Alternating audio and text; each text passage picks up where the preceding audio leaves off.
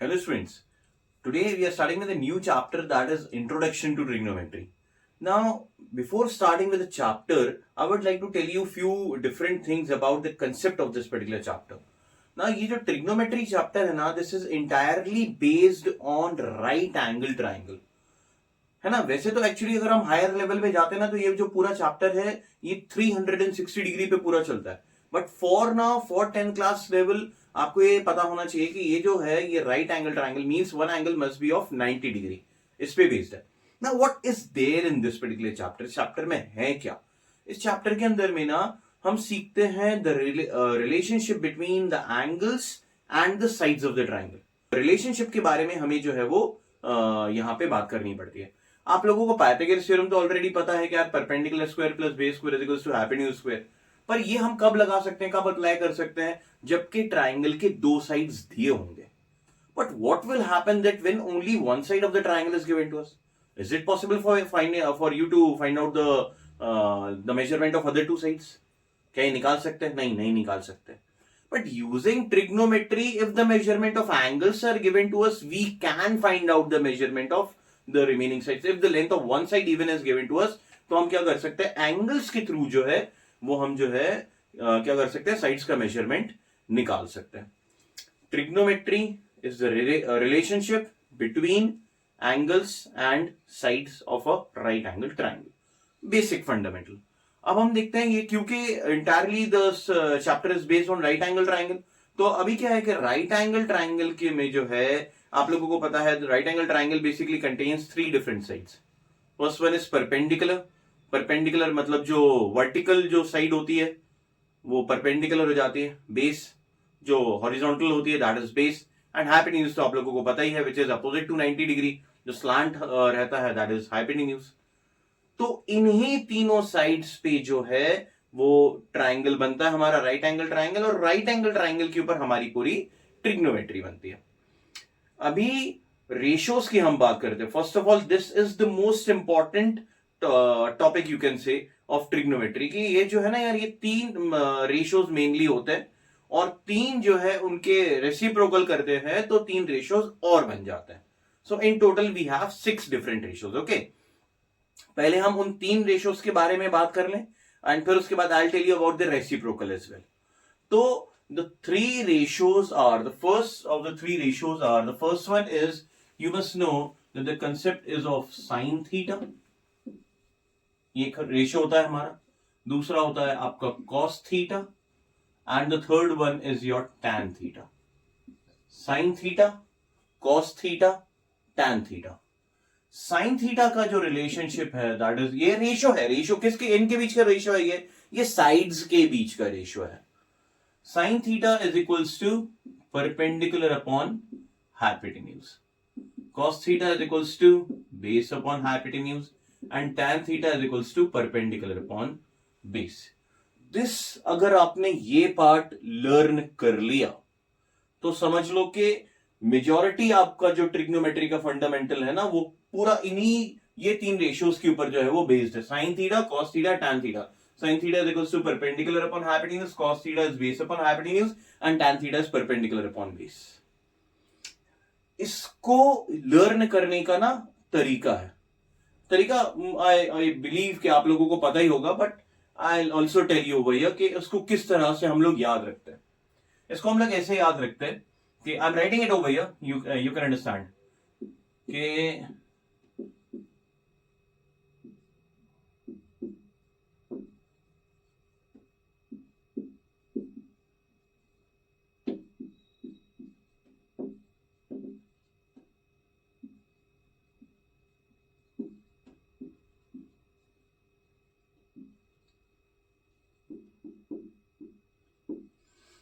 Incomplete सा लग रहा है. Okay, this is some people have curly black hair through proper brushing.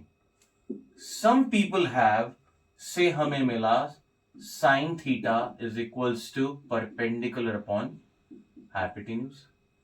Curly black hair, through curly black hair हमें क्या मिलता है? cos theta. C for cos theta is equals to base upon hypotenuse. And through proper brushing, है ना, से हमें क्या मिलता है, थ्रू, है ना, T for tan theta, P for perpendicular and B for base. This is the fundamental that you have to remember every time. अभी अगर आपने ये याद कर लिया ना, इतना स्टेटमेंट याद कर लिया, then it will be very easy to remember this particular ratio, these three ratios. Some people have curly black hair through proper brushing. Okay, 3 ratios हो गए. अब 3 ratios इनके reciprocals होते हैं, sin का, cos का, tan का. They are cosec theta, sec theta and cot theta. Cosec theta sine theta का रेसिप्रोकल होता है, कॉस थीटा का रेसिप्रोकल सेक थीटा होता है, और टेन थीटा का रेसिप्रोकल होता है cot theta. Means sine theta is perpendicular upon hypotenuse, so cosec theta will be hypotenuse upon perpendicular. Cos theta is base upon hypotenuse and sec theta is hypotenuse upon base, and tan theta is perpendicular upon base, so cot theta is base upon perpendicular. These are the 6 ratios. Okay, the most important part of this particular chapter. Now after this, अब मैं आप लोगों को ये बताता हूं, क्योंकि ये रेसिप्रोकल्स होते हैं ना, so what relationship in between them, ये जो रेसिप्रोकल्स होते हैं. ओके, तो देखते हैं हर रेशियो का रेसिप्रोकल करके. साइन थीटा का रेसिप्रोकल, साइन थीटा का reciprocal, sine theta can be written as 1 upon cosec theta, because cosec theta is reciprocal of sin theta, or else what we can say that cosec theta is equals to what, cosec theta is equals to 1 upon sin theta. Sin theta is 1 upon cosec theta is 1 upon sin theta because they are reciprocal of one another. दूसरा हो जाता है आपका cos theta. cos theta का reciprocal क्या हो जाता है, cos theta का रेसिप्रोकल sec theta होता है, so we can say that cos theta is 1 upon sec theta. Or we what else we can say, that sec theta is equals to 1 upon cos theta. और tan का reciprocal क्या होता है, tan का reciprocal होता है cot theta. So what we can write down over here, that tan theta is equals to 1 upon cot theta, or what we can say that cot theta is equals to 1 upon tan theta. तो ये concept जो रहता है, ये हमारा reciprocal का concept है. So this also needs to be learn by you all, कि ये भी हमारा बहुत ज्यादा अभी काम आने वाला है पूरे चैप्टर के अंदर. Okay, now what I am always telling you all कि यार sine theta, cos theta, tan theta, cosec theta, sec theta, cot theta, ये थीटा क्या है, what is this theta all about. You need to understand the concept of theta very clearly. Theta जो रहता है ना, तो जो जैसे ट्राइंगल एबीसी है ना, let us assume that you can see the figure over here, that in triangle ABC angle B तो हो गया हमारा 90 डिग्री का, तो B पे कभी भी थीटा नहीं होता है ना. या तो थीटा रहेगा A पे, एंगल जिस एंगल के थ्रू हम बात कर रहे हैं, या तो थीटा रहेगा on point C, on angle C, angle A में या तो थीटा रहेगा या फिर एंगल C पे थीटा रहेगा.